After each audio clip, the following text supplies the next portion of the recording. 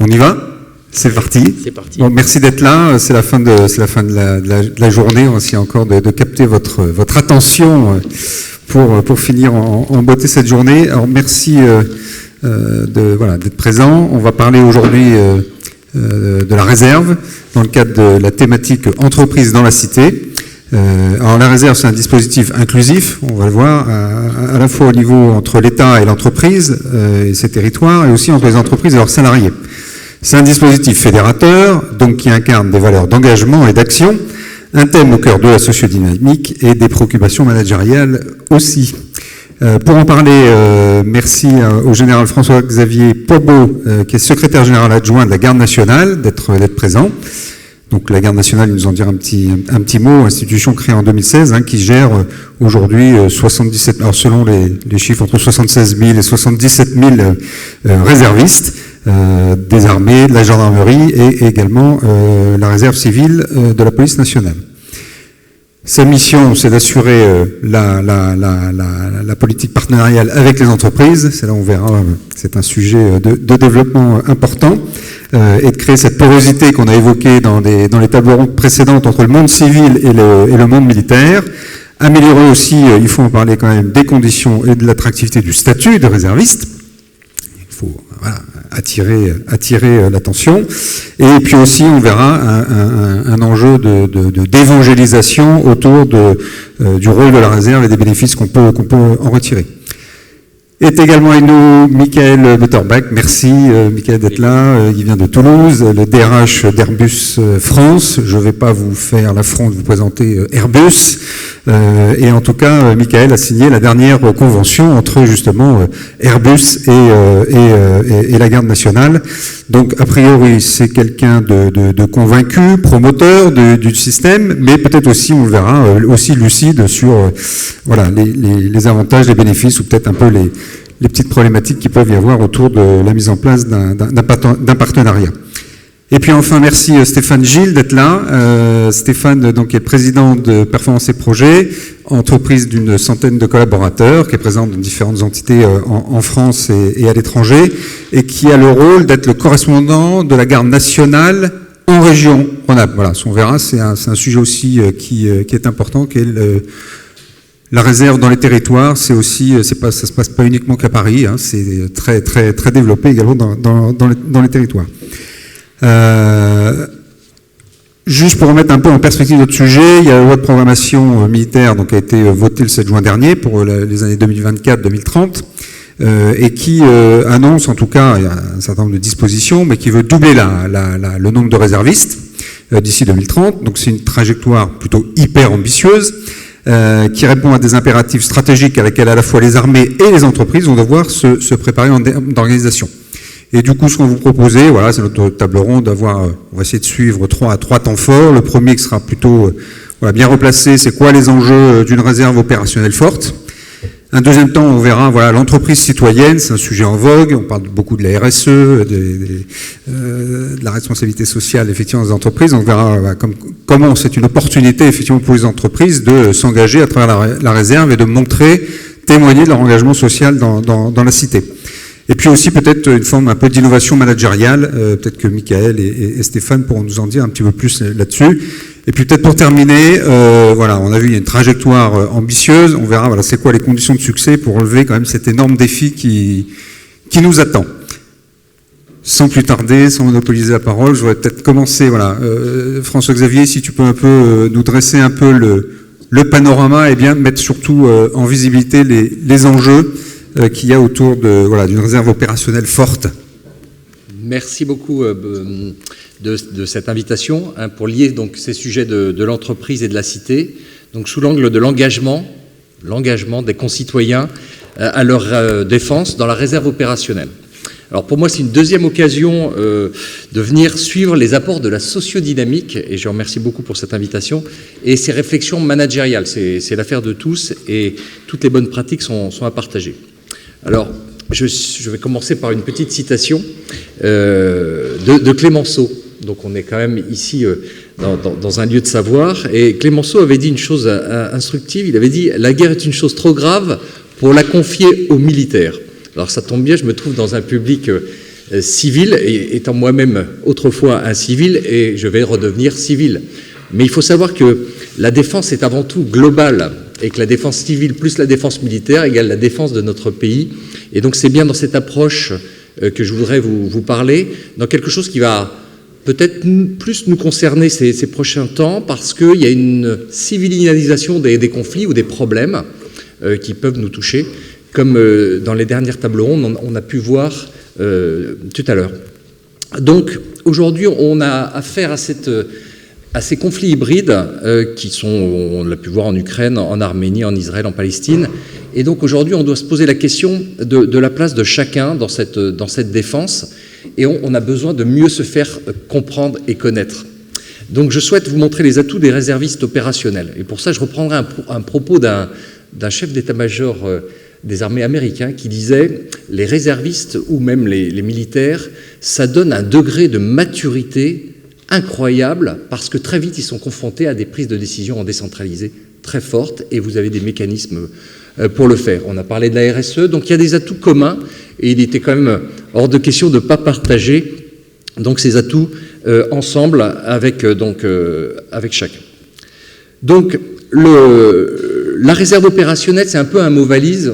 Aujourd'hui, ce n'est pas très compris, ou nos anciens, nos grands-parents le comprennent, si on peut dire à l'ancienne. Alors, je vais vous faire un peu de présentation de la garde nationale, je vais vous montrer quelques enjeux, et puis, je m'excuse des raccourcis que je pourrais avoir pour être très synthétique. Certains de mes propos, notamment ceux qui sont en ligne, pourront avoir des questions, et on prolongera par la suite. Donc, l'engagement en France est un domaine aujourd'hui très important. Il y a un récent sondage de l'IFOP de septembre qui montre que les Français cherchent un engagement. Ils cherchent du sens et le sens commun. Donc, il faut absolument donner les clés. Et une fois qu'ils ont trouvé ces clés, et vous verrez que par la réserve opérationnelle, on a de très beaux fruits aujourd'hui de cette forme d'engagement tourné vers autrui ou le bien commun, qui est notre bien national. Donc cette réserve opérationnelle, c'est une réserve mobilisable. Ce n'est pas une réserve de bénévolat, c'est une réserve mobilisable en cas de crise, en cas d'urgence. C'est au-delà des sapeurs-pompiers, c'est s'il y a des besoins, ça va du cyclone jusqu'à des grands besoins, et on verra tout à l'heure le type de mission. Mais particularité, la réserve, elle est souvent masquée et peu mise en publicité. C'est un peu l'objet aujourd'hui de mon propos. Donc la réserve de 2023, c'est pas celle de 96. C'est la date de la suspension du service national. Pour la plupart d'entre vous, vous n'avez pas fait ce service national.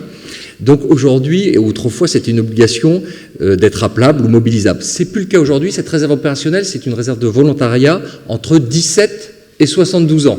Alors, pourquoi 72 ans? Parce qu'un médecin, il peut toujours faire des prescriptions à 72 ans. Un cyber, il peut toujours être très compétent à 72 ans. Et ce mixage était important de ce décalage d'âge qu'on a mis en place. Il se met à côté des forces armées ou des forces de sécurité intérieure et on peut rejoindre maintenant, même après le SNU, le service national universel, cette forme de réserve. Ils sont sélectionnés différemment en fonction de leurs aptitudes. Il ne faut pas tous faire un 3000 mètres en moins de X secondes pour pouvoir être dans cette réserve. Aujourd'hui, on cherche surtout des compétences et vous verrez, je vous donnerai quelques profils de ceux qui nous rejoignent. Alors en 2013, je vous fais un peu d'histoire, on a eu un livre blanc sur la défense qui nous a permis de voir l'importance de la réserve et de cette forme de mobilisation et de surtout reprendre le lien nation-armée, c'est-à-dire que de bien comprendre dans une période où les unités étaient, notamment militaires, étaient moins présentes sur le sol national. Les réservistes servent 36 jours par an pour les missions qu'on leur donne. 36 jours par an sur leur temps de repos ou sur leur temps de travail. Alors comment ils font sur leur temps de travail? Il y a une convention, on en parlait tout à l'heure, c'est le cas avec Airbus, une convention entre une entreprise et la garde nationale qui permet, et c'est l'employeur qui le permet, d'aller donner 10 jours dans le privé, 30 jours dans le public, et de toucher en plus de son salaire la solde qui correspond à sa mission. Donc vous touchez votre rémunération, tout ou partie, plus la solde, et tout ça est défiscalisé, c'est peu connu, mais je vous le fais quand même savoir, et ça permet également aujourd'hui d'acquérir des compétences très lourdes, et je vous en parlerai. Il y a aussi dans cette convention quelque chose qui est utile, et ça reprend quelques propos qui ont été pris tout à l'heure sur les tables rondes, il y a une clause de réactivité. C'est-à-dire qu'en cas d'urgence, s'il y a un besoin, je parle toujours d'un cyclone ou d'autres besoins, ces volontaires de la réserve peuvent pouvoir agir rapidement. Et je vous parlerai tout à l'heure de leur implication pour les Jeux Olympiques. Donc il s'agit bien de compléter les forces d'active, alors que la professionnalisation a fait changer de nature les armées, qui sont plus ramassées, comme je vous disais tout à l'heure, sur le territoire national, et qui étaient plus dans des opérations extérieures ces dernières années, de Sarajevo à Bamako et à Kaboul. Aujourd'hui, en 2016, la garde nationale se transforme et va devenir donc un outil. Ça a été créé récemment. En 2016, vous vous souvenez, il y a eu les attentats. Et le président de l'époque décide de fédérer le désir d'engagement de la jeunesse. Énormément de coups de fil arrivent de partout, mais ils n'ont pas forcément le bon contact. Donc on fait où? Autrefois, on allait vers sa caserne, vers son unité. Et aujourd'hui, il fallait fédérer cette demande. Cette garde, c'est 76 000 personnes. Elle travaille au sein de l'armée de terre, la marine, l'armée de l'air, l'espace, des services de santé ou logistique, la gendarmerie, la police. Le périmètre défense et sécurité, donc, du ministère des Armées et du ministère de l'Intérieur et de l'Outre-mer. Ce sont des salariés, des agents publics ou des étudiants. Je vois Mathieu parmi nous qui a été étudiant et qui est maintenant qui est salarié. Et donc, aujourd'hui, il y a plein de belles histoires qui sont prises aujourd'hui par ces réservistes qui ont acquis des savoir-faire et des savoir-être transposables dans leurs activités civiles. Ils cultivent cette exigence et cette vigilance, et souvent, des DRH nous disent que c'est un plus pour l'entreprise. Alors, où ils sont aux côtés des militaires d'active et intégrés aux missions de patrouille comme Sentinelle, ça doit vous parler, des soutiens médicaux pendant le Covid, ça va vous parler également, des contrôles et des entraînements des postes de commandement. En ce moment, ils sont à l'exercice Coubertin. Donc, Coubertin, ça vous parle. Ils préparent les Jeux Olympiques. Il y aura 15 000 forces armées déployées pour notre sécurité, pour la pleine réalisation de cette belle séquence des JO. Et ils seront intégrés. Alors, vous avez peut-être eu l'occasion de les voir, ces réservistes, déployés pour la première fois. C'était la SNCF qui a pu sortir ses réservistes. Des cheminots de la SNCF ont défilé pour la première fois le 14 juillet dernier. Je vous invite à regarder YouTube et de voir leur fierté de pouvoir justement se montrer. Et ça a permis de les mettre en valeur. Alors, les Français méconnaissent leur armée, méconnaissent leurs réservistes, mais il y a vraiment une évolution favorable en ce moment, notamment dans les territoires, notamment dans les entreprises, qui voient ces réservistes comme des traits d'union pour mieux faire connaître. Et aujourd'hui, nous avons des journées dans les entreprises où des collaborateurs se mettent en uniforme et peuvent témoigner de leur engagement. Donc imaginez la surprise des DRH en voyant quelqu'un leur raconter « je suis sapeur-pompier, j'ai sauvé tel feu, je fais telle chose à la BSPP, Brigade des sapeurs-pompiers de Paris ». Et donc vous voyez des talents qui s'expriment, qui étaient méconnus et qui permettent de les valoriser. Donc les réservistes, c'est un trait d'union des ambassadeurs pour parler du monde militaire au monde civil. Il y a une dynamique, il y a cette quête de sens dont je vous parlais en introduction qui rejoint cet engagement. Donc voilà à peu près la présentation de cette garde nationale, amenée à être doublée, amenée à répondre aux souhaits d'engagement, amenée à faire le lien et le trait d'union entre le privé et le public, et à rehausser les forces morales, à mieux faire comprendre aujourd'hui que le monde et le contexte changent. Alors, pour ceux qui n'ont pas suivi, aujourd'hui, les armées, on a tendance à parler non pas de paix, crise, guerre, mais plutôt d'un mix entre compétition, contestation, confrontation, et souvent on le voit dans les pays étrangers, ce mélange où très vite, dans les domaines domestiques, dans les domaines intérieurs et donc dans les domaines publics, nous serions touchés par les conflits modernes et hybrides. Voilà pour la présentation, certes un peu longue, mais qui permet de camper le décor de ce que nous faisons. Merci François-Xavier. On va maintenant regarder du côté des entreprises comment ça se passe. Est-ce que la belle parole, effectivement, se vit dans les entreprises? Juste pour eux, je crois qu'il y a à peu près 1000 contrats de partenariat qui sont signés actuellement. Oui, alors je n'ai pas précisé, nous avons actuellement 1000 contrats ou un peu moins de 1000 conventions de partenariat pour une jeune entité comme la Garde nationale, et nous allons aujourd'hui sur des dynamiques de conventions importantes. Je donnerai quelques noms de sociétés tout à l'heure, mais Airbus est à nos côtés, et puis Michelin vient de nous quitter, mais ce sont deux partenaires. Ça touche des grandes entreprises, mais aussi des plus petites, et j'en citerai quelques-unes tout à l'heure. Il y a un bon réservoir, 4000 ETI, je rappelle, il y a 300 grandes entreprises, 150 000 PME, donc il y a un marché pour vous à exploiter. Michael, juste nous raconter un petit peu de l'intérieur, la réserve, comment ça se traduit, comment ça se vit chez Airbus, et puis après on regardera comment on traduit ça aussi en termes de management et d'innovation et de déclinaison dans la politique, voilà, de ressources humaines que vous pilotez. Bien sûr. Quelques mots pour Airbus. Tu l'as dit, la responsabilité sociale de l'entreprise est importante, mais il ne faut pas que ça devienne un sujet tarte à la crème où pour répondre à des KPI et renvoyer des beaux papiers sur des analystes financiers, on va aller se dépêcher de faire quelque chose. Moi, j'ai la chance d'avoir récupéré un héritage, une histoire. Je vais essayer de continuer à faire avancer et puis de transmettre à quelqu'un d'autre. Ça fait 22 ans que Airbus a créé un groupement des réservistes opérationnels. Donc vous voyez, on ne s'est pas réveillé hier matin en disant « et si on faisait quelque chose ?» C'est un peu plus de 300 salariés qui s'engagent pour la réserve opérationnelle, au-delà de ceux qui sont engagés pour la réserve civile. Moi, à titre personnel, je suis engagé comme réserviste civil. Et comme je n'ai pas encore 72 ans et que tu viens de me rassurer sur le 100 mètres en 3 secondes, je vais peut-être basculer sur la partie opérationnelle. Tu es bienvenu. Et donc, on a des salariés dans l'ensemble des corps d'armée qui s'engagent. Et alors c'est vrai qu'à Airbus, on fabrique des avions civils, des avions militaires, des satellites, des hélicoptères, de la télécommunication. Et donc pour nous, mieux comprendre les attentes de l'institution militaire, c'est important. Mais on va au-delà de ça. C'est l'opportunité pour nous de récupérer des collaborateurs qui s'engagent, parce que vous l'avez tous les deux mentionné, on est quand même à un moment d'évolution sociétale un petit peu compliqué, alors tout le monde cherche du sens, et du sens dans ce qu'il fait. Bon, moi je vous rassure, j'ai 48 ans, quand je me suis engagé dans l'entreprise, je cherchais aussi du sens, mais c'est vrai que c'est pas pareil, et en particulier à un moment où on a une déconstruction quasi systématique de l'ensemble des corps intermédiaires. On ne croit plus trop ni dans la politique, ni dans la religion, ni dans la police, ni dans l'éducation. Avant le Covid, il n'y avait plus d'argent. Pendant le Covid, il y avait plein d'argent. Après Covid, il y avait à nouveau plus d'argent. Et puis une crise énergétique. Poutine va appuyer sur la bombe nucléaire. Et si on survit, de toutes les façons, l'écologie va tous nous tomber dessus. Donc compliqué. Non mais je le dis avec un petit peu d'humour, mais c'est compliqué quand même. Et donc du coup, finalement, l'entreprise est l'une des dernières institutions solides pour pouvoir dire, mais écoutez, à l'intérieur de l'entreprise, vous êtes protégés.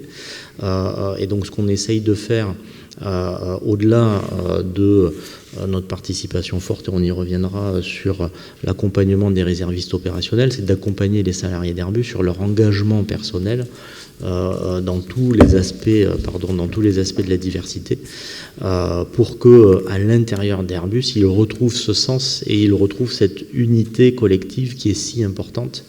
On a la chance d'avoir un dialogue social fort dans l'entreprise. On vient de terminer nos élections professionnelles, donc j'en profite. 78% des salariés, donc 8 salariés sur 10 quasiment, a voté sur 50 000 salariés aux élections professionnelles.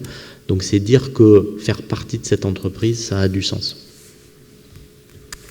Je me tourne maintenant vers toi, Stéphane, avec ta casquette de correspondant régional en région Rhône-Alpes pour la garde nationale, avec une petite question juste pratico-pratique. C'est quoi ton job en fait? T'es chasseur de tête pour la garde nationale? Alors, un peu chasseur de tête, un peu commercial.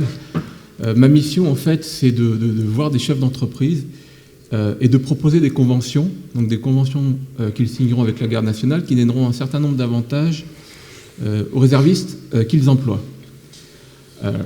Alors, c'est pas toujours facile, parce que ça veut dire que quelqu'un qui part en réserve, qui avant partait sur ses congés, le chef d'entreprise va lui payer ses 10 jours de congé. Alors, c'était un peu plus compliqué il y a quelques temps, mais l'actualité nous a un peu aidés, malheureusement. Enfin, c'est l'actualité qui est malheureuse, c'est pas l'aide est plutôt bien heureuse.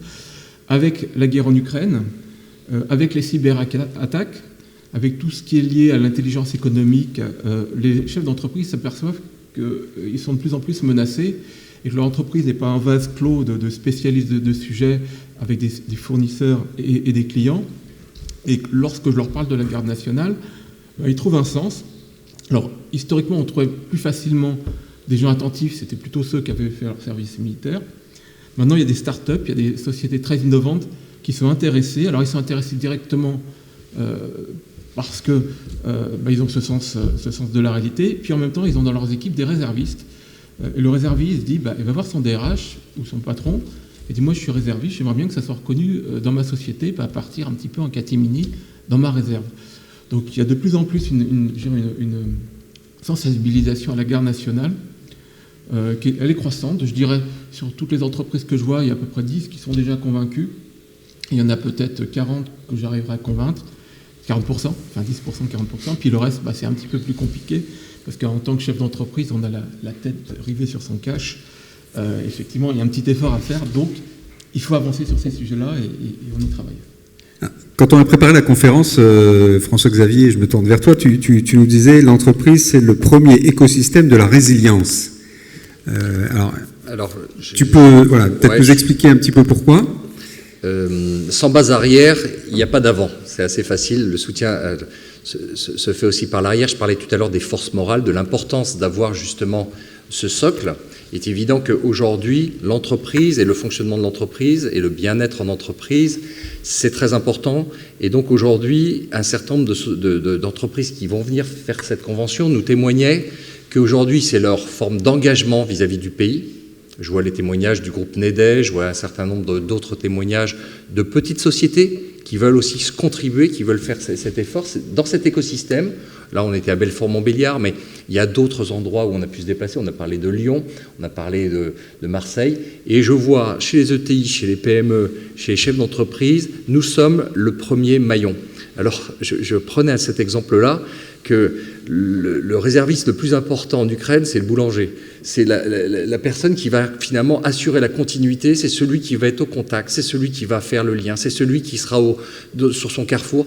Et donc on s'est rendu compte que finalement, même si on n'a pas ce conflit, on risque d'avoir des compétitions et que ce sens collectif, il s'acquiert par la réserve.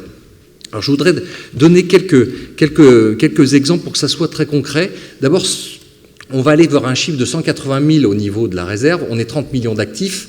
Pour certaines sociétés, elles le disent, c'est un effort d'abord parce qu'on est un écosystème, parce qu'on veut participer pour le bien du pays, mais ça reste gérable, surtout s'il y a une convention de partenariat garde nationale, parce que ça sécurise le parcours de l'employé, ça le permet, et ça permet de le valoriser. Alors il y a quelques entreprises, et je vous donne un exemple avec le laboratoire Roche, ça parle à tout le monde. Le laboratoire Roche, il y avait au départ 2 réservistes. Et puis, pour l'emploi, on s'est dit, très bien, quelles sont vos compétences? Qu'est-ce que vous voulez faire? Donc, il y a un vrai dialogue qui s'opère avec le service de santé des armées, puisque nous sommes au service de chacune des composantes armées. Et certains ont dit, je suis docteur en biologie, ça m'intéresserait, parce qu'après le Covid, je vois qu'il y a des problèmes sur la pharmacopée, donc d'aller à la pharmacie centrale du service de santé des armées et d'aider pour tout ce qui est médicaments, pour tout ce qui est problématique de stock, etc. Donc, vous avez ce qu'on appelle cette transposition de cet écosystème avec des compétences dans l'entreprise qui vont directement être utiles pour les biens si demain il y avait une montée en charge au niveau des besoins nationaux. Mais il y en a d'autres qui nous disent je suis cyber, je veux être sentinelle. Bon, là vous lui dites, très bien, donc il veut faire des patrouilles pour les Jeux Olympiques, il veut être parmi les gens qui vont aider à la sécurisation, mais il est cyber. En cas de crise, on lui dirait, peut-être qu'on a besoin de toi dans d'autres domaines. Mais ça reste un volontariat, ça reste un parcours à construire. Alors, il y a des entreprises comme Decathlon également qui sont une partenaire très fort pour l'armée de terre notamment. Et on a vu un jeune lieutenant qui aujourd'hui travaille sur les domaines de l'influence, de la communication opérationnelle. Donc on voit aussi un parcours qui vont donner des plus-values pour l'entreprise, un savoir-être et un savoir-faire. Je prends les Carrefour à Lyon qui aussi sont en mesure de nous aider dans le cadre de mobilité. Et donc, si demain il y avait un problème, il y avait des moyens. Je pense aussi à Préligens, parce qu'on a parlé de technique tout à l'heure, qui travaille dans l'imagerie satellite, qui vont jusqu'à 30 jours rémunérés complets pour leurs salariés sur leur temps de travail. Donc la tech aujourd'hui est très dynamique. Soprasteria va faire la même chose, pour donner quelques noms, mais j'ai aujourd'hui énormément de noms à donner. Donc, dans toutes les filières, Il y a aujourd'hui cette nouvelle dynamique, il faut juste accompagner pour permettre à ce que le réserviste puisse trouver son volontariat de belle manière, que l'entreprise soit organisée, d'où l'importance des conventions de partenariat dont parlait Stéphane. Peut-être, Michael, si on revient, parce qu'on est quand même au campus de l'innovation managériale, donc on va faire des connexions. Comment se décline finalement la politique des réservistes dans la politique ressources humaines d'Airbus ?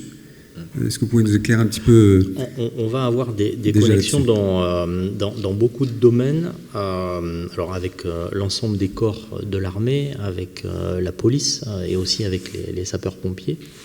On va être sur des sujets déjà de sensibilisation. La semaine dernière, on était aux commémorations du 11 novembre à l'intérieur de l'entreprise, puisqu'on a des stèles dans nos établissements où on va, avec les réservistes opérationnels, avec régulièrement des corps d'armée à côté de nos sites, avoir un moment de recueillement. On a un lycée professionnel où on va faire venir les jeunes de notre lycée professionnel à ce moment-là. Et du coup, ça interroge, ça fait poser des questions.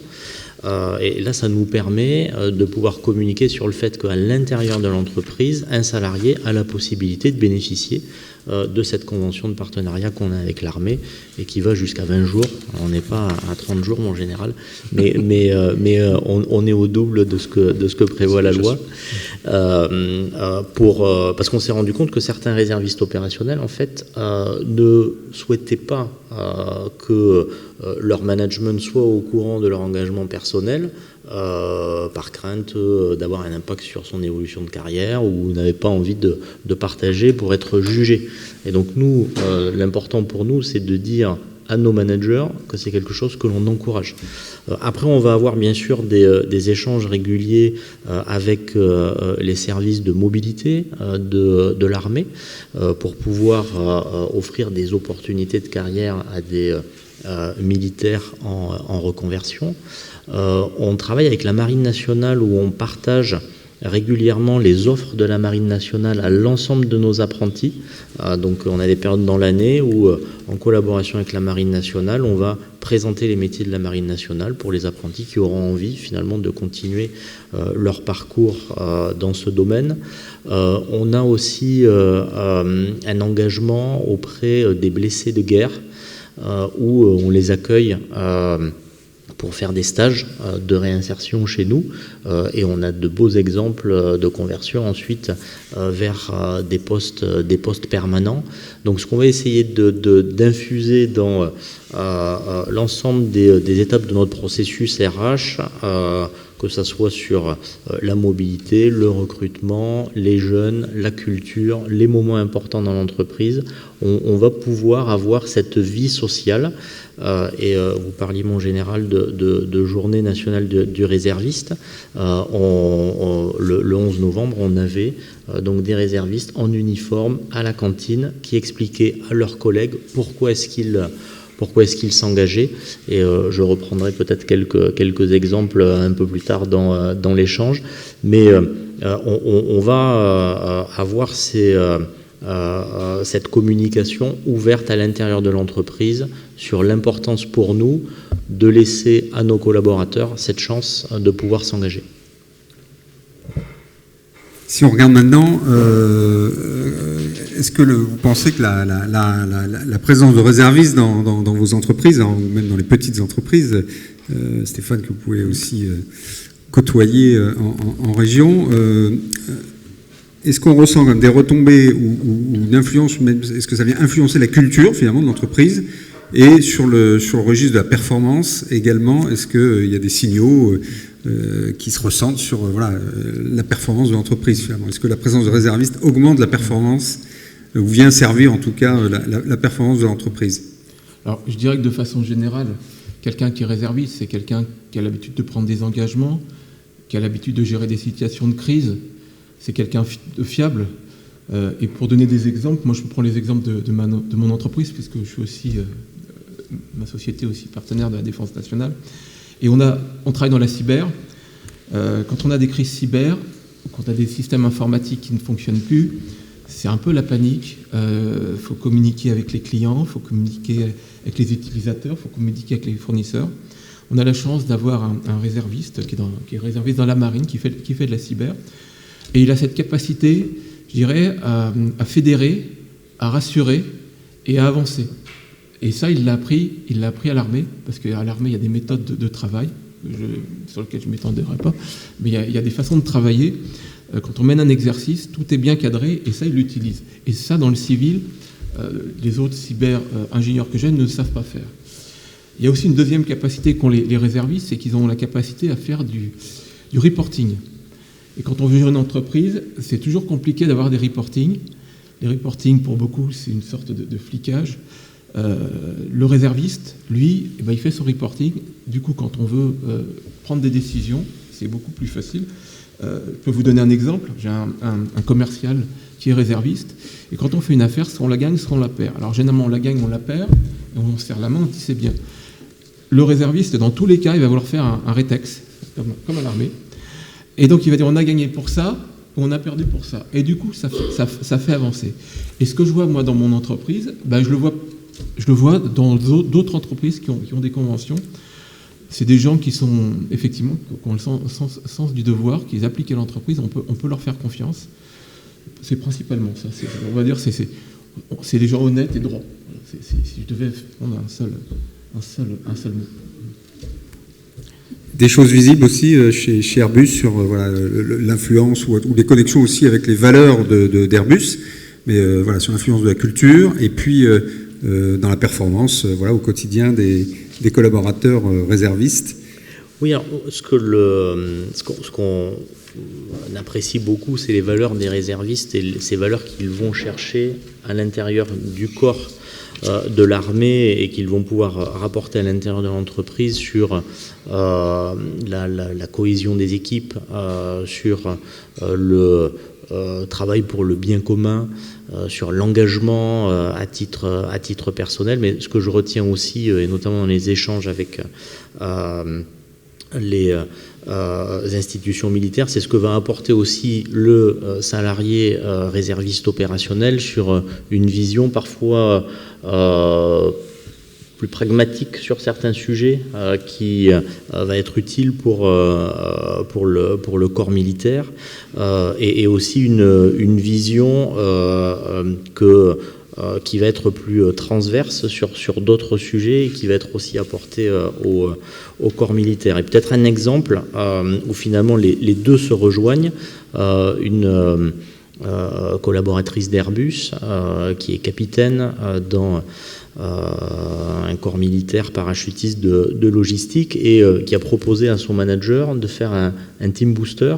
Alors une réunion de cohésion d'équipe, et plutôt que d'aller le faire au karting ou au bowling, d'aller le faire dans son régiment. Donc là, réaction un peu interloquée de la part et de son manager et de ses collègues. Et puis finalement, ils se sont prêtés au jeu, ils ont été habillés en treillis, ils ont passé du temps ensemble, ils ont passé du temps avec leurs interfaces militaires, ils ont travaillé sur des exercices de protection de blessés et de simulation, d'extraction de ces blessés. Et puis ensuite, ils ont débriefé ensemble. Et finalement, ce moment qui était complètement atypique par rapport à une réunion de gestion de projet dans une réunion normale à Airbus sur le site de Saint-Martin, a à la fois apporté une perception différente sur l'institution militaire, beaucoup d'interrogations positives par rapport à leurs collègues sur les raisons de son engagement, et un moment d'équipe et de connexion qui change de je vais faire une réunion de cohésion, on va encore jouer au bowling, bof. Alors je rebondis sur l'excellente conférence précédente avec le général Gif qui a insisté sur ce thème de la cohésion en disant que c'était vraiment une valeur fondamentale dans la formation militaire, parce que la cohésion c'est une ou la condition de succès sur le terrain, en tout cas c'est comme ça qu'il nous a présenté. Est-ce que ça on le retrouve également est-ce que vous ressentez que ce principe-là du coup il se vit aussi à travers la réserve dans les entreprises et du coup ça devient aussi un facteur clé de performance, parce qu'effectivement une équipe soudée, avec un bon niveau de cohésion, avec une bonne énergie, forcément on peut imaginer qu'elle est plus efficace, plus productive. Ça se ressent sur les FAL d'Airbus. Sur les chaînes d'assemblage finales. En tout cas, quand on retrouve les réservistes opérationnels ensemble, quels que soient les différents corps d'armée sur lesquels ils travaillent, on sent une énergie qui est décuplée et qui n'a pas besoin d'être motivée par autre chose que on se retrouve, on partage nos expériences et surtout on s'entraide. Et finalement, ce qu'on va chercher dans une entreprise de 130 000 personnes, avec la complexité que vous pouvez imaginer, l'organisation transnationale qui est la nôtre, avoir des gens qui, quelles que soient les organisations, ont envie de travailler ensemble, c'est un atout exceptionnel. Donc le réserviste, c'est un bon profil pour le DRH ou pour le chef d'entreprise. Je voudrais compléter, les engagements permettent de changer un homme ou une femme, c'est évident, mais c'est un engagement qui est très dimensionnant quand on vient pour défendre son pays, quand on a connaissance d'un certain nombre d'informations clés, parce que cet engagement est très conséquent. Il est évident que derrière, on a une maturité, j'en parlais en introduction, et on a une force dans la perception, pas que dans la cohésion, mais dans l'intelligence de situation. Stéphane en parlait tout à l'heure, le contexte est compliqué, même dans une entreprise aujourd'hui. On peut avoir un blackout, on peut avoir une cyberattaque, et donc dans ce cas-là, il faut se fédérer. Il faut pouvoir se mettre autour de la table et pouvoir construire quelque chose qui va être durable et se rassembler. Et ce sens du collectif est forcément travaillé en wargaming et forcément travaillé avec les réservistes qui sont intégrés aux forces d'active, aux forces de sécurité intérieure. Et je peux vous dire que ces réservistes peuvent occuper des postes quelquefois très très hauts, voire quelquefois très engageants. Je ne peux pas forcément aller dans le détail, mais on voit que des salariés aujourd'hui chez Equans ont des responsabilités dans la réserve très importantes. La même chose pour MBDA. J'en ai vu avoir des postes qui sont aujourd'hui de différents âges. À 19 ans, prendre des responsabilités lourdes et à 45 ans, avoir changé aussi leur façon de faire la réserve. Donc cette agilité de parcours qu'on doit aujourd'hui travailler pour pouvoir pas simplement atteindre nos chiffres, mais faire des missions qui soient intéressantes pour eux, c'est à la fois intéressant qu'ils puissent le faire pour nous, mais pas le cacher. Et un peu ce temps qui était ce temps masqué, où ces réservistes clandestins, pour reprendre un terme que je n'aime pas tellement, mais qui est souvent utilisé, il n'est plus aujourd'hui forcément le là. Le là, c'est que les entreprises veulent passer des conventions de partenariat, veulent les valoriser, tu en parlais, pour pouvoir justement montrer qu'il y a aujourd'hui une dynamique de club, pas un club exclusif autour simplement de soi, mais un club vraiment inclusif pour tous. Et comment vous gérez ou harmonisez ou alignez les problématiques des compétences? Vous avez des besoins, les entreprises ont des ressources. Comment tout ça s'articule, se nourrit? Est-ce que c'est juste une duplication du métier dans le civil qu'on exerce dans le monde militaire? Ou est-ce que ça va au-delà? Quelle est un peu effectivement cette logique de gestion des talents, mais qui produit des avantages ou des intérêts à la fois pour l'entreprise et évidemment pour le... C'est intéressant ta question, parce qu'on a souvent la réserve de masse. On en parlait souvent on se dit on va faire de la masse, on va mettre des gens. Pas du tout. C'est une réserve aujourd'hui peut-être plus calibrée, plus en qualité. Et donc on parle de réserve de compétences. Quelles sont les compétences dont on aurait besoin en cas de crise ou en cas de contexte dégradé? Donc je reprends la crise Covid, on a vu tous ce qu'il faudrait à peu près monter comme type de chaîne, comme type d'intérêt de cette forme de réserve. L'intérêt de la réserve, c'est que c'est organisé.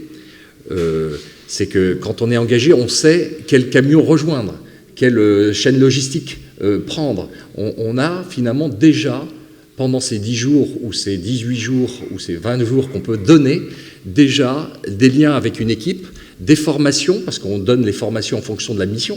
Une personne qui utilise une arme sera formée, et quelquefois on ne parle pas des réservistes qui font des actions contre-terroristes, mais on a des personnes qui sont aujourd'hui dans ces dimensions de compétences. Cette réserve de compétences est clé pour nous, pour pouvoir le faire agir, pour pouvoir le faire intervenir, et pouvoir le faire évoluer et le fidéliser, c'est le mot-clé, à bon niveau. Donc on a à peu près 53 métiers qui sont plus ou moins référencés. Le but, c'est pas d'aller faire de la réquisition dans l'entreprise, c'est d'aller demander un volontariat et en cas de crise, de pouvoir avoir cette capacité d'action commune dans l'intérêt commun. Alors je prends un exemple parce que j'avais vu un domaine en Nouvelle-Calédonie, il y a eu un cyclone Et donc, quelque chose d'assez grave pour la population. Et dans la foulée, le groupe, c'était Casino Carrefour, avait détaché tout de suite des personnes pour pouvoir donner, non pas pour faire leur jour de réserve à travers des dons de jours RTT. Donc on voit qu'il y a une solidarité, on a quelque chose qui se vit en conduite, mais pour bien vivre la conduite, il faut quand même avoir des jours de formation amont. On ne devient pas comme ça, il faut avoir des codes, il faut avoir la connaissance de l'équipe, des codes, et pour pouvoir être le plus performant possible. Comment vous régulez du coup avec les entreprises, alors Airbus ou avec les petites entreprises? C'est open bar dans les entreprises, ou s'inscrit à la réserve qui veut, ou il y a quand même un fléchage un peu en fonction des besoins de compétences à fournir à l'armée, et puis aussi pour Airbus ou les petites entreprises? Je pense que c'est certainement l'axe sur lequel on peut mieux travailler ensemble et on peut s'améliorer. Aujourd'hui, on est plus dans la phase de... vous voyez, nous, on a eu une histoire qui est assez longue, 22 ans, que ce groupement des réservistes s'est créé, et on est fiers du nombre, plus de 300 personnes. Maintenant, on est 50 000. Donc, on peut aussi imaginer aller générer plus d'intérêt chez nos collaborateurs en continuant à communiquer et en expliquant. Aujourd'hui, on a un volume qui est gérable pour la garde nationale, sans parler en ton nom, François-Xavier, mais quand on regarde l'ambition et cette capacité finalement à trouver des gens hyper compétents dans les entreprises, comme chez nous, il y a besoin très certainement de mieux travailler ces liens et peut-être de mieux cibler des communications vers des profils particuliers en disant « vous n'y avez peut-être pas pensé, mais l'armée a besoin de vous, voilà les conditions, voilà comment ça pourrait fonctionner ». Et je pense que là, on peut s'améliorer. Stéphane, ta chasse peut-être, tu l'orientes aussi en fonction tu as une commandite claire sur des compétences à cibler dans les territoires. Souvent, quand ça arrive, c'est que des réservistes sont dans des entreprises et aimeraient que l'entreprise signe une convention.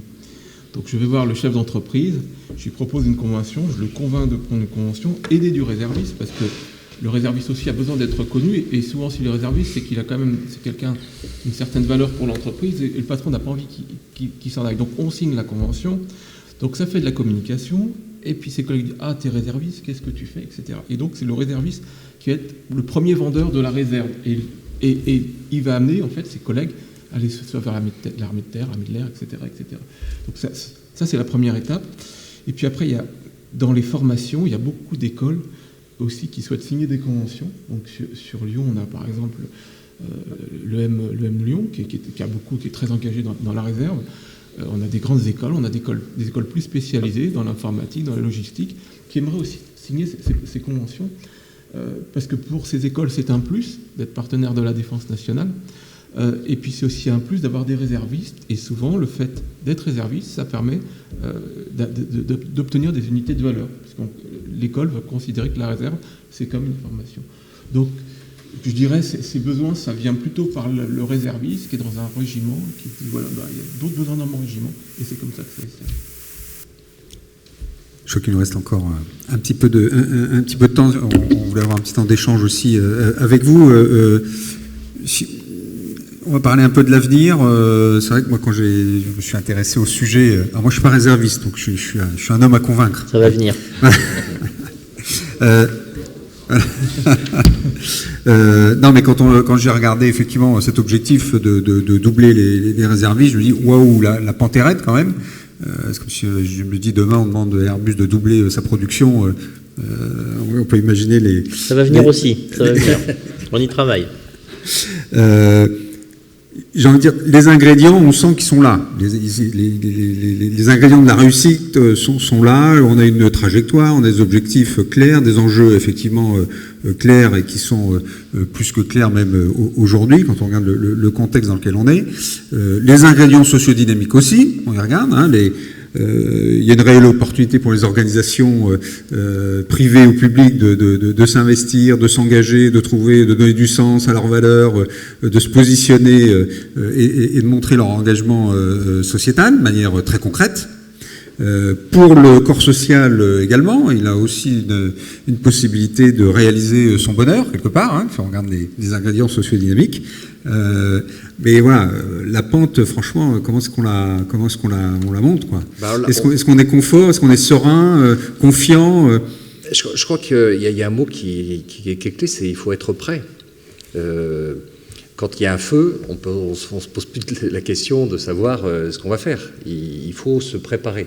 Donc là, aujourd'hui, le but, c'est se poser les vraies questions en disant quelle réserve on a besoin, quelle implication de la société civile on a besoin pour pouvoir être en mesure de nous compléter, en mesure de nous aider. Et aujourd'hui, je pense que ça serait taire la réalité de dire qu'on n'a pas besoin les uns des autres et qu'on n'a pas besoin les uns des autres dans certains domaines. La génération Z nous dit « je veux bien m'engager, voire me surengager, mais dites-moi bien ce qui va nous arriver ». Ce serait tromper, à mon avis, la nouvelle génération de ne pas leur dire que ça va être compliqué et qu'il va falloir se serrer les coudes, que ça soit dans les entreprises, ils le voient. Aujourd'hui, les critères de compétition sont durs. Donc nous, par la réserve, à notre humble niveau, nous leur montrons qu'il y a un chemin. Et ce chemin, je pense qu'ils l'apprécient.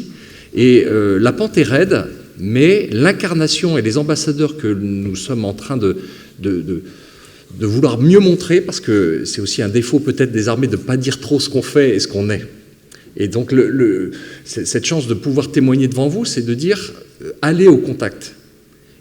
Et nous, pour les armées, nous allons au contact. Je prends des exemples, on a parlé tout à l'heure des écoles.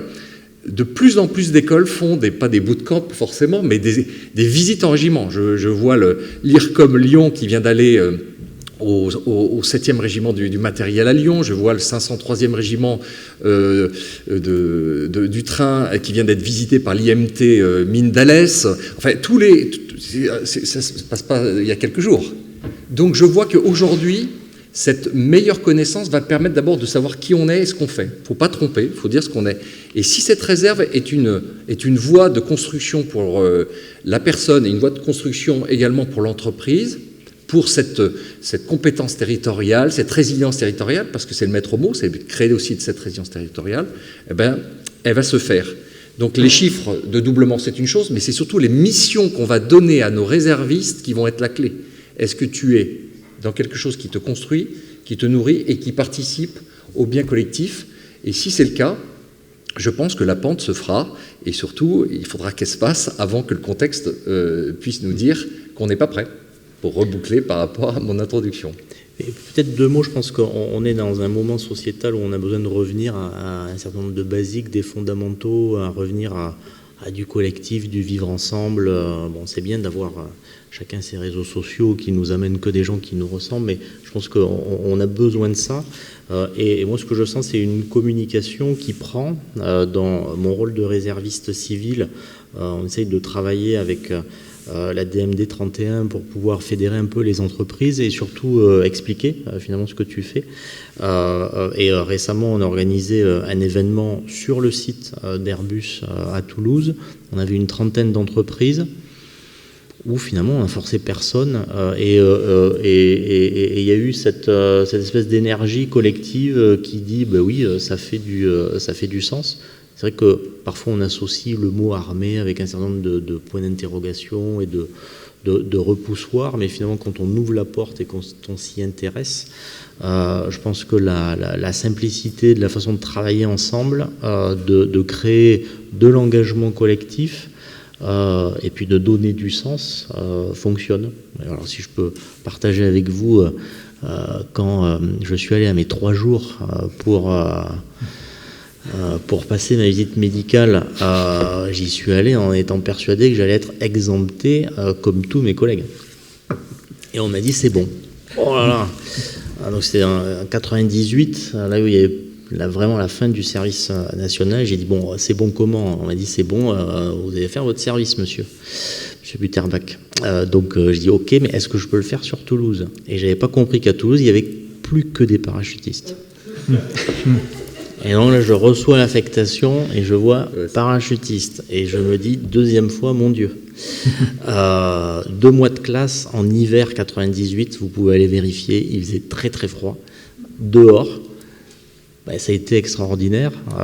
Quand j'ai passé mon brevet de parachutiste, ça a aussi été extraordinaire, même si la deuxième fois vous vous dites mais est-ce qu'il y a vraiment du sens de sauter d'un avion à 400 mètres de hauteur, mais en fait vous vous dépassez, vous le faites avec des gens, vous découvrez des cultures différentes, des gens qui sont attachés, et ça donne du sens. Voilà. Et d'ailleurs, si j'ai été embauché à Airbus, c'est grâce à ça.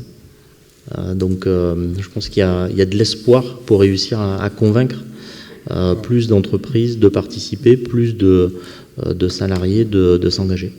Peut-être pas dans les paras, quand même. Et pourquoi pas? Non, parce que maintenant, alors je suis fier, j'ai mon béret rouge, je le montre à tout le monde. Alors je ne l'ai pas mené aujourd'hui, mais... Alors moi, je voulais faire mon service militaire, mais j'étais exempté pour cause de surdité. Je pense qu'il devait y avoir des quotas d'élimination, et je suis rentré la queue entre les jambes, parce que dans la famille, il y a quelques militaires, et j'étais pas très fier en rentrant de mes 3 jours. Mais on apprend vraiment des choses. Moi, la première fois que j'ai sauté de l'avion, j'ai crié « je suis vivant ». Quand il y a eu le regroupement, premier message qu'on a reçu, c'est les cons qui crient je suis vivant. On vous rappelle qu'on est quand même sur une zone militaire et que potentiellement il y a des ennemis, donc si vous voulez leur dire où est-ce que vous êtes, c'est idiot comme exemple et comme moment, mais en fait vous en retirez énormément de choses. C'est un tout petit exemple. Alors là, on était vraiment sur le service national, c'est juste pour boucler, donc on n'est pas sur ce modèle, on est sur un modèle surtout qui se veut de volontariat et de monter en compétences et en volontariat. Et je pense que de toute façon, ça va entraîner d'autres souhaits d'engagement. Donc voilà, c'est certes le service national avait ses avantages, qu'on retrouve aujourd'hui dans les réservistes qui s'engagent et qui nous permettent surtout de compléter les besoins dont les armées ou les forces de sécurité intérieure ont besoin. J'ai compris, je pouvais me rattraper à travers les armées. On voulait donner un petit peu de temps pour, s'il y a des questions, qu'on y réponde bien volontiers. J'abuse, je prends... je rebondis sur ce que tu viens de dire d'ailleurs, Benoît. En général, vous avez dit... je voudrais faire le lien, que vous nous répondiez au lien entre les missions et les talents. Et tu viens de faire... tu dis, tiens, je n'ai pas été recruté parce que j'avais un problème aux oreilles. Les grandes entreprises comme les armées, et alors peut-être est-ce que les grandes entreprises ont un peu plus de liberté, quoique, vous définissez des postes. Et en général, vous disiez, on a une 50aine de spécialités, de métiers, et on peut recruter. Et donc on définit des postes avec des compétences attendues, une durée d'engagement, vous avez dit 36 jours, je pense que c'est la moyenne. On a des anciens qui font 120 jours, et puis on a... voilà, bon. Et puis, il y a les sujets de SIGICOP, pour reprendre le terme adéquat, qui est la capacité physique. Je ne parle pas du P, parce qu'elle est fou quand même, on va les écarter. Mais capacité physique, tiens, un Benoît, il a un problème aux oreilles, etc. Quel est votre... Alors, les grandes entreprises, les entreprises, et peut-être une entreprise de 100 personnes, vous avez plus la possibilité, vous rencontrez quelqu'un qui est top, vous dites, ah merde, c'est pas le poste que j'avais prévu de recruter, mais finalement, tu m'intéresses et je vais te recruter. Est-ce qu'une grande entreprise, elle peut adapter parfois son poste en disant, cette compétence-là, cette personne-là, cette personnalité a une possibilité d'évoluer, elle ne correspond pas exactement au profil RH qu'on avait prévu, mais on va quand même la recruter. Et donc, est-ce que dans les armées, vous pouvez le faire en disant, effectivement, on a ces 50 métiers, ce gars-là, il fait de l'influence, il fait je ne sais pas quoi, et finalement, c'est pas prévu, mais on peut créer une fiche de poste ou y adapter une fiche de poste. On cherche quelqu'un à 35 jours, 30 jours, le gars, il est que dispo 20 jours, et c'est con, il a un truc aux oreilles. Quelle est la capacité de faire ce sourcing inversé pour finalement se dire, on va quand même aller chercher ces talents qui sont pleins de bonne volonté? Alors j'ai une bonne nouvelle, c'est qu'il n'y a plus de critères médicaux qui peuvent être discriminants. C'est la mission qui détermine l'aptitude médicale. Exemple, un réserviste cyber, j'ai pas besoin que ce soit une personne qui ait les mêmes compétences qu'un parachutiste, pour reprendre ce qu'il disait Mickaël. Mais c'est bien la mission qui va déterminer. S'il doit utiliser un type d'armement, il faudra qu'il soit en compétence. Donc c'est très important, parce qu'aujourd'hui, on s'était peut-être privé d'un certain nombre de compétences à cause de ces critères. Et donc aujourd'hui, il y a une vraie volonté d'y aller. Deuxième chose, et deuxième réponse à votre question sur les talents. On voit beaucoup de mises en situation chez nous, de jeunes notamment, ou de moins jeunes, qui permettent des révélations. On se rend compte que sous stress, sous conditions difficiles, on a des personnes qui vont se révéler, on a des personnes qui vont demander à pouvoir travailler davantage sur un domaine technique, sur les drones. Le type est passionné par les drones, c'était pas du tout au départ quelque chose, mais en le faisant aller dans ce type de formation, on voit qu'il nous permet de découvrir des données. Donc ça, c'est vraiment de l'incubation, et même à 20 jours, même à 10 jours, aujourd'hui, c'est un modèle qui nous contraint. Mais il faudra l'exploiter de façon favorable. C'est pour ça qu'il y a eu un exercice dans l'Est de la France, il n'y a pas longtemps, avec beaucoup de réservistes, où, en peu de temps, on essaie de leur donner le maximum de moyens que les forces d'active mettent à disposition. Donc il n'y a pas de séparation entre les forces d'actifs qui travailleraient avec leur talent dans un format de modèle professionnel, et le reste qui serait un modèle un peu en attente. C'est bien ce mixage qui sera, à mon avis, mais là je m'engage personnellement, à titre personnel, un peu demain, pour que des compétences duales du civil, des talents de haut du civil puissent merger avec des besoins opérationnels dans le type de conflit de demain. Et c'est ça un peu le challenge qui va nous être demandé, sans critères médicaux, mais avec surtout des compétences dans la nouvelle donne. Tu vois, tu aurais pu faire ton service. Voilà, exactement. Voilà. Je crois qu'il y a une autre question. Oui. Moi, c'est une question un peu d'ordre technique. Je suis désolé, Mickaël Bitterbach le sait, je suis dans l'assurance, et en fait, je m'intéresse aux questions de protection sociale. Et donc, en fait, je voulais savoir quelles étaient les conditions de protection des réservistes en termes de prévoyance, donc accident, un cap, un val, décès, puisqu'en fait, à peu près tous les contrats d'assurance collectif entreprise excluent les opérations que vous avez à traiter. Et donc, comment sont couverts ces réservistes? Est-ce que d'ailleurs c'est des questions qui vous posent? Est-ce que ça fait partie de la convention d'entreprise ou pas du tout? C'est une question que l'on travaille. Pourquoi? Parce qu'on va augmenter le nombre de réservistes, donc on se doit de toute façon de les prendre complètement en compte. Alors, particularité, le contrat de travail s'arrête au moment où commence la réserve.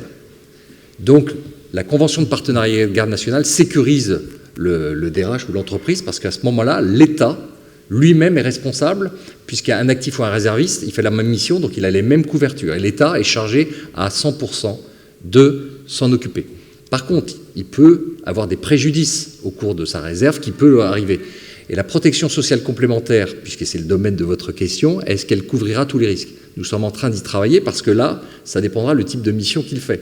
Il y a des missions très statiques, qui peuvent être liées à la cyber, je ne sais pas si on peut se blesser, qui ne seront pas celui d'un parachutiste qui sera traîné sur 50 mètres au sol, je dis ça pour les meilleurs souvenirs de Mickaël, mais qui aura de toute façon des éléments de couverture qui n'aura pas forcément, qu'il aura par l'État pendant son service, mais qui pourra l'entraîner à avoir des difficultés après pour reprendre par exemple son emploi vis-à-vis de son employé. Ça, c'est protection sociale complémentaire, c'est travailler actuellement pour que ça soit justement une couverture. Mais c'est un objet de préoccupation, et il est évident que la personne qui s'engage et qui vient pour protéger ses concitoyens ou pour aider ses concitoyens doit être prise en charge complètement. Une dernière question, peut-être? J'en avais deux petites, mais je vais aller très vite. En fait, tout d'abord, merci beaucoup pour vos interventions. J'ai une question pour vous, Général. C'est vrai que la durée, en fait, elle est très limitée, 10 à 30 jours dans certains cas. Vous êtes quelque part presque confronté à une problématique d'ubérisation de la compétence. On le voit dans les grandes entreprises. Et tout à l'heure, il y avait une table ronde à ce sujet-là, L'Oréal qui doit travailler avec environ 15 à 20% en fait, de ses forces qui sont des freelances et qui viennent ponctuellement dans des missions. Et la première question que je voulais vous poser, c'est justement, en interne, est-ce que c'est que la formation qui vous permet de au mieux intégrer ces forces-là externes, c'est volontaire.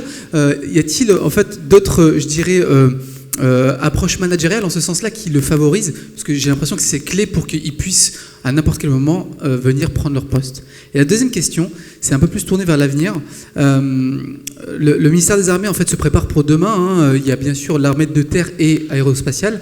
Il y a aussi des questions prospectivistes autour de l'environnement, la défense liée à l'environnement.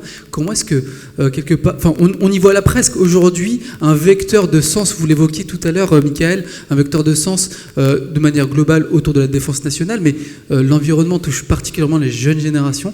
Et est-ce que, en ce sens, il n'y aurait-il pas des ponts autour de la défense environnementale? Donc je vais prendre, c'est des questions, merci beaucoup. Donc sur l'ubérisation, sur les problèmes de freelance, sur le problème de rupture, oui, ça va être compliqué, il va falloir emboîter tout ça, il va falloir prendre en compte que le réserviste a aussi un emploi principal, a une famille, a un domaine peut-être à gérer, donc ce sont des questions à prendre en compte. Moi, j'y verrais ça plutôt dans le côté des conflits modernes on parlait tout à l'heure des conflits qui vont toucher la société civile. Donc je pense que de toute façon, le civil va lui-même être amené à mieux comprendre notre milieu, et nous allons, et va peut-être aussi nous apporter des éléments de compréhension de la façon dont il est impacté. Donc ça, c'est important.